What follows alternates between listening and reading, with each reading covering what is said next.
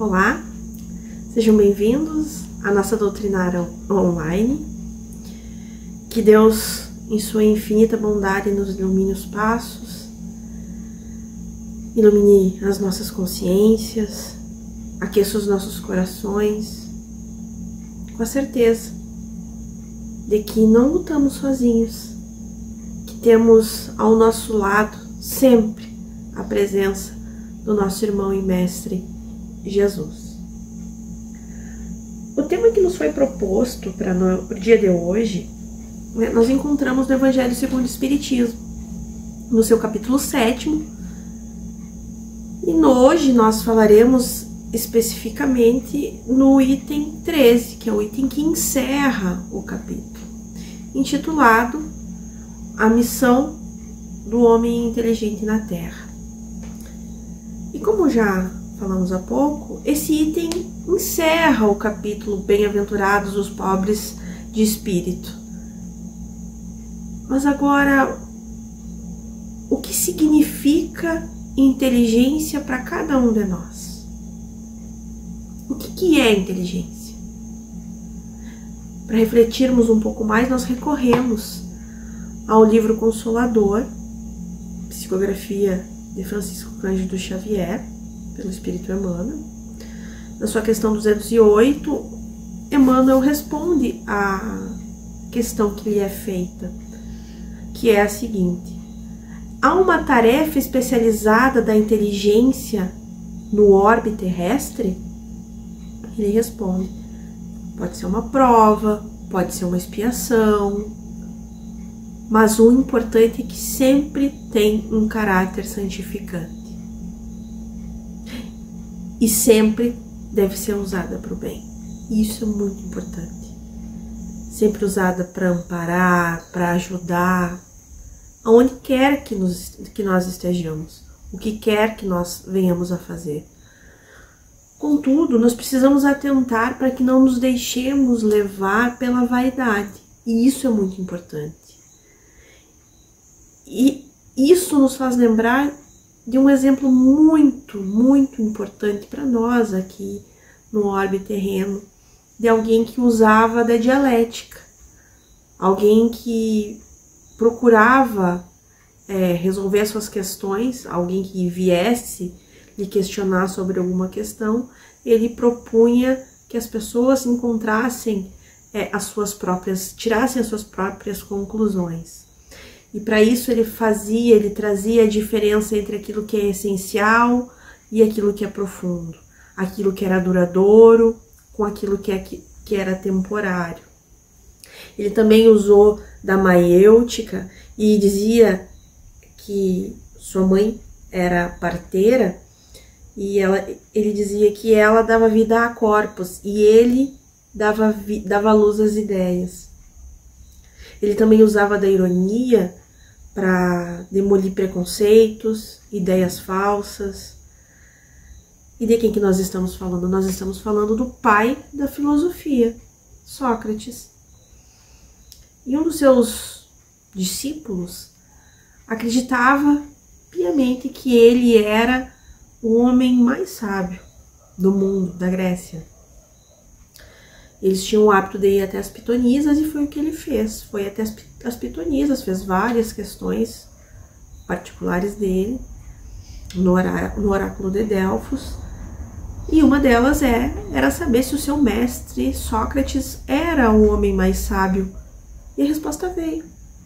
O homem mais sábio da Terra chama-se Sócrates. E ele se alegra com isso, né? Sai de Delfos, vai ao encontro do seu mestre e diz a Sócrates: sabe quem é o homem mais sábio da Grécia? És tu. Sócrates recebe essa notícia com certa surpresa, fica em silêncio, não responde nada ao discípulo e fica refletindo sobre aquela informação que o rapaz lhe trouxe. E fala para ele em instantes: sabes por que a pitonisa disse que eu sou mais sábio? Porque eu reconheço a minha ignorância. E todo aquele que ainda não conhece a sua ignorância não atingiu a sabedoria. É por isso que elas falaram que eu sou o mais sábio. Mas, mesmo assim, essa resposta que veio do templo de Apolo fez com que Sócrates ficasse pensando, refletindo sobre as questões. Por que o deus Apolo disse isso, né? O que ele quis dizer? Como pode aquele deus ter dito que ele era o homem mais sábio da Grécia? E por que fez isso? Porque ele sabia, eu sei que não sou sábio. Como? Como que eu vou resolver? E ele encontra, para ele é praticamente um mistério. E ele tenta resolver essa questão e decide encontrar quem realmente era o homem, a pessoa mais sábia da Grécia. E decide que quando encontrasse, levaria esta pessoa até o templo de Delfos. Mas ele não faz isso de imediato. Ele fica refletindo a respeito. E encontra com diversas pessoas que se diziam sábias nas suas linhas de trabalho. Encontrou com um político, né? E ele que diziam ser o mais sábio dos políticos. E à medida que eles iam conversando, que eles iam aprofundando a conversa, Sócrates ia percebendo que ele não era tão sábio assim. Que ele não era tudo aquilo que diziam ser, nem que ele próprio achava que era. Mas o homem entendia que era muito sábio. Talvez acreditasse ser o mais sábio da Grécia. E assim ocorreu com muitos outros ditos sábios da sua época. E nenhum era o mais sábio. Com isso, Sócrates reflete. Eu sei que não sou o mais sábio. Eu sei disso. E sabendo que não sou sábio, e penso que não sou. Já estas pessoas com quem eu me encontrei, não são sábios, mas pensam que são sábios. Eu tenho certeza de que nada sei. Na verdade, quanto mais eu sei, mais sei que nada sei. Essa é uma frase famosa dele, né? E o tempo passa. E Sócrates começava a falar, falava em praça pública, na praça pública de Atenas. E aí o que ele fazia? Ele combatia o paganismo. E à medida que ia falando, chamando mais atenção, principalmente dos jovens que o rodeavam, que o seguiam, tornavam-se seus discípulos, com o tempo e tanta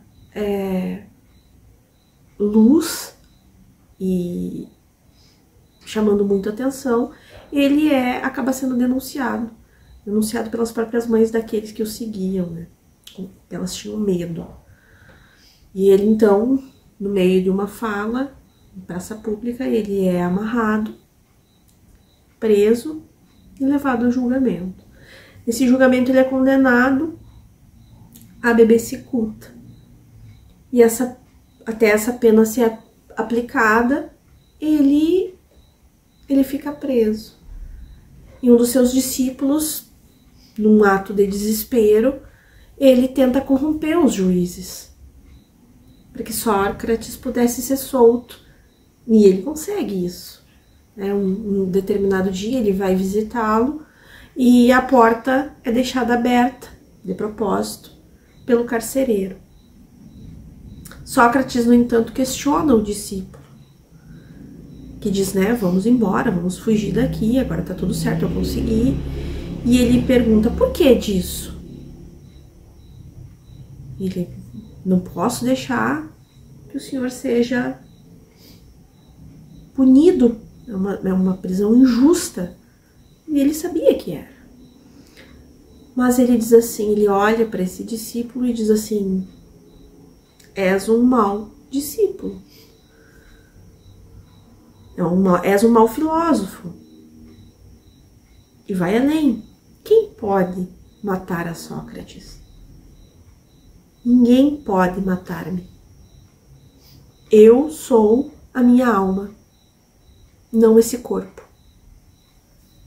E quando chega a hora marcada do destino de tomar o veneno, quem leva o veneno diz que ele não precisa tomar esse veneno na hora, que ele pode aguardar o tempo, mais um tempo, não precisa ser de pronto. Mas ele diz, ele leva na hora o veneno aos lábios e diz o que seria uma hora diante da eternidade. E toma a cicuta. Retorna à pátria espiritual. E o que é importante dessa história? É importante que ele nunca teve orgulho da sua intelectualidade, da sua capacidade de raciocínio, a sua capacidade de resolver questões. Ele usava a sua sabedoria em favor do outro, ensinando, sendo exemplo, mostrando que a verdadeira sede da inteligência está no espírito. E mais uma vez convidamos assim a fazerem uma reflexão sobre essa palavra missão. A gente sempre pensa a respeito dessa palavra, né? Missão, qual é a minha missão? É importante que nós nos desfaçamos dessas fantasias acerca da missão. Tenhamos em mente que ela é um encargo, ela é um trabalho, é algo que precisa ser feito. E não é o tamanho da missão que define a missão ou o missionário. Às vezes a nossa missão é muito para dentro da nossa casa, da nossa família, com os entes que nós vivemos. Isso não nos deixa ser menos inteligentes, muito pelo contrário. Porque quem é fiel com o pouco, será fiel com muito. Missão, portanto, é um conjunto de lutas. Missão é um conjunto de sacrifícios que nós teremos que fazer durante toda a nossa vida. Missão são as lágrimas que nós derrubaremos por toda a nossa existência. Então, meus queridos, que a nossa atitude, sobretudo nós, espíritas, que sabemos da imortalidade da alma, da reencarnação, é entender que a missão é um encargo e que todos nós nascemos com missões ou uma missão. Talvez a missão que a gente espere seja muito menor do que aquilo que ela realmente é. E Sócrates é um exemplo grande daquelas pessoas que extrapolam o âmbito individual, que têm compromissos com a coletividade. Portanto, meus irmãos, já nos encaminhando para o final da nossa pequena fala de hoje, mesmo que chorando, mesmo que cambaleando, sejamos disciplinados, sejamos fortes, para que nós consigamos realizar a vontade de Deus através de nós. Porque aquilo que a espiritualidade vai fazer dentro de cada um de nós, durante a nossa missão inteligente na Terra, é muito maior do que o que nós poderemos fazer para qualquer um que nos escuta. E agora, convidando a todos a elevar o nosso pensamento a Deus, a Jesus, a espiritualidade bendita que nos inspira, que nos carrega no colo, que nos dá força todos os dias para realizarmos um pouquinho, que saibamos valorizar cada pouquinho da nossa existência, cada gota de suor do nosso trabalho, cada momento em que nós conseguimos não esmorecer, que nós conseguimos levantar das nossas camas, nos direcionarmos aos nossos trabalhos, às nossas atividades diárias. Que Deus siga nos iluminando. Que Jesus aqueça os nossos corações com a certeza de que tudo está sendo guiado por Ele. Senhor, Fazei de mim um instrumento de vossa paz. Onde houver ódio, que eu leve o amor. Onde houver ofensa, que eu leve o perdão. Onde houver discórdia, que eu leve a união. Onde houver dúvidas, que eu leve a fé. Onde houver erro, que eu leve a verdade. Onde houver desespero, que eu leve a esperança. Onde houver tristeza, que eu leve a alegria. Onde houver trevas, que eu leve a luz. Ó Mestre, fazei que eu procure mais consolar que ser consolado, compreender que ser compreendido, amar que ser amado. Pois é dando que se recebe, é perdoando que se é perdoado, e é morrendo que se vive para a vida eterna.